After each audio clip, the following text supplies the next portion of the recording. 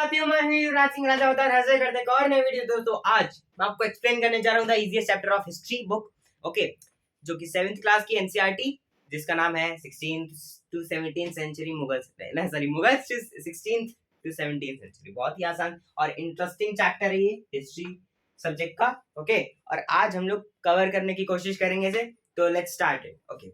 Now मैंने आपको बताया था अबाउट बाबर के बारे में, बाबर के बारे में बताया था, साथ ही मैंने उनकी सक्सेशन की पॉलिसीज के बारे में भी बताया था। मैंने आपको बताया था कि about Bhajpa party, okay okay. So अभी मैं आपको बताने जा रहा हूँ अबाउट मनसाबदार्स एंड जागीरदार्स। मनसाबदार्स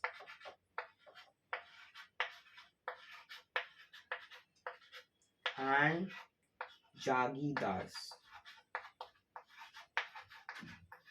अब ये मनसाबदार्स कौन होते हैं? अगर मैं आपसे पूछूं क्वेश्चन कि मनसाबदार्स कौन होते हैं, तो आप क्या आंसर करोगे? तो अगर आपको आंसर नहीं पता तो मैं बता रहा हूँ। मनसाबदार्स बेसिकली वो लोग होते हैं जो कि मुगल्स की सर्विस ज्वाइन करते हैं। So they were the people who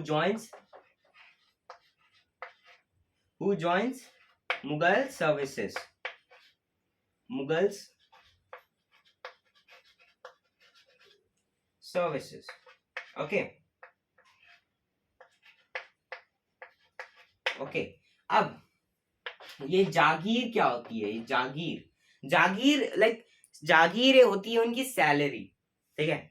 mansabdars were dependent on the jagirs. अब जागीर्स कैसे किस फॉर्म में आती थी?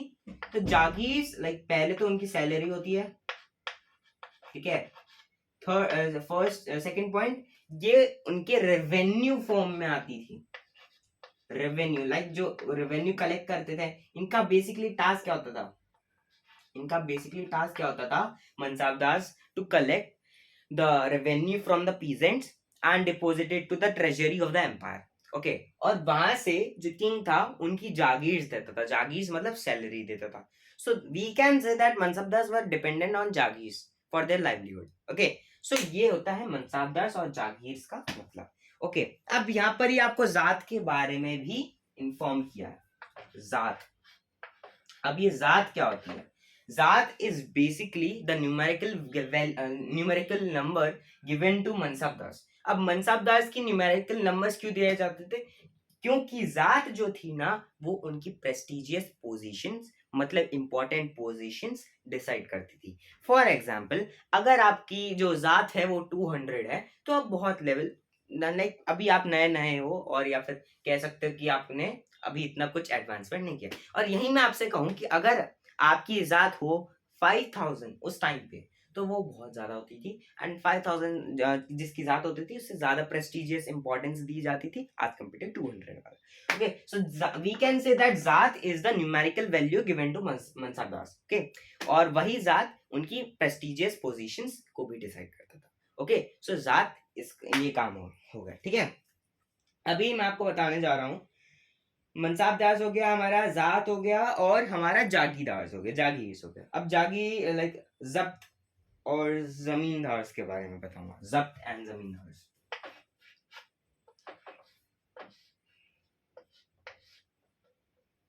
जमींदार्स,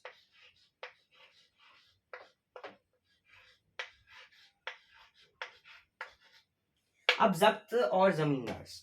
जब्त का मतलब क्या होता है? Revenue system. What we say? Revenue system.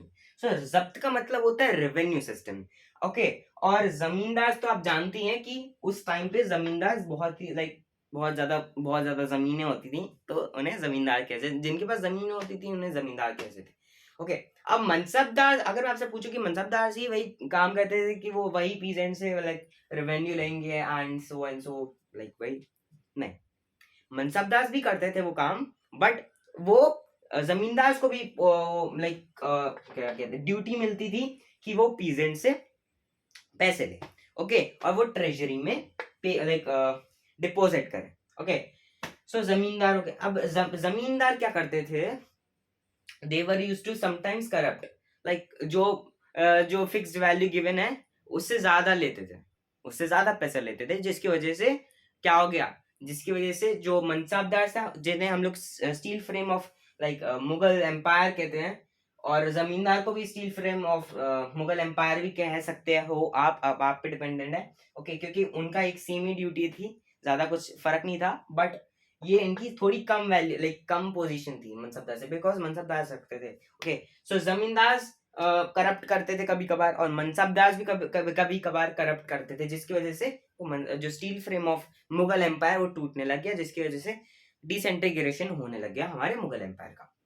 और यही एक कारण नहीं है डिसइंटीग्रेशन का, जो ईस्ट एम्पायर कंपनी है, सॉरी ईस्ट इंडिया कंपनी जो आई थी किसके टाइम पे, किसके उसमें रीगने में, जहांगीर के रीगने में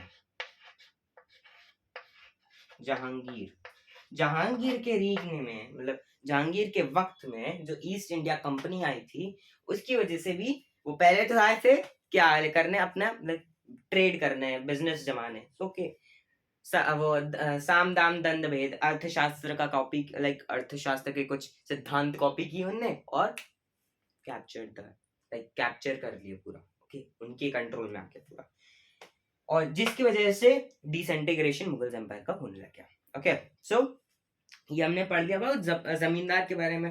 ओके, जमींदार का कुछ ऐसा लाइक इंटरमीडिएरीज कहते थे हम लोग इनको की मुगल्स भी कहते थे ये जमींदार, चाहे वो कौन से भी मुखिया हो या फिर कोई से भी, उन्हें वही ड्यूटी मिलती थी कि वो कलेक्ट करे पीजेंट से। पर हमने तो पढ़ा था कि जब ये तो सुल्तान के टाइम पे, तब तो ऐसा कुछ नहीं था, क्योंकि तब हम वो हमारे होते थे, स्लेव्स होते थे। स्लेव्स वहां की तब का एडमिनिस्ट्रेशन अलग है, वो सुल्तान थे, ये पूरे मुगल्स है।